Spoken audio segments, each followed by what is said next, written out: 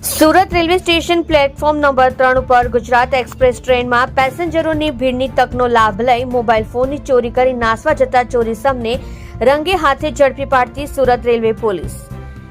મહેકમ police અધિક્ષક શ્રી અભય સોની સાહેબ પશ્ચિમ રેલવે વડોદરા અને નાયબ પોલીસ અધિક્ષક શ્રી DH ગોર સાહેબ પશ્ચિમ રેલવે સુરત વિભાગ સુરતનાઓ દ્વારા રેલવે ટ્રેનોમાં ચોરીના ગુનાઓ ન બને અને બનેલ ચોરીઓના વંશોધાયેલ ગુનાઓ શોધી કાઢવા સારું ખાસ સૂચનાઓ અને માર્ગદર્શન આપવામાં આવેલ હોય, જે આધારે police inspector Shri JB Mithapara Surat railway police station નાઓની સૂચના મુજબ Surat railway police station part A ગુના નંબર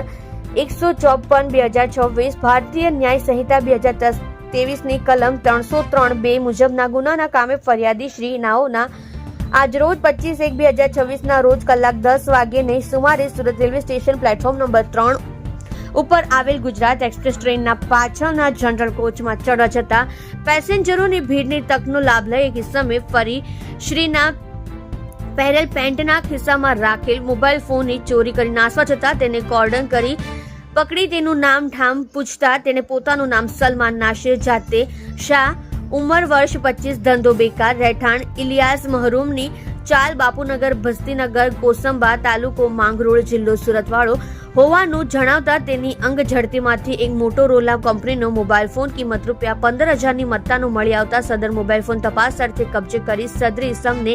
અટક કરી કાયદેસરની કાર્યવાહી કરી પ્રશંસનીય કામગીરી કરેલ છે.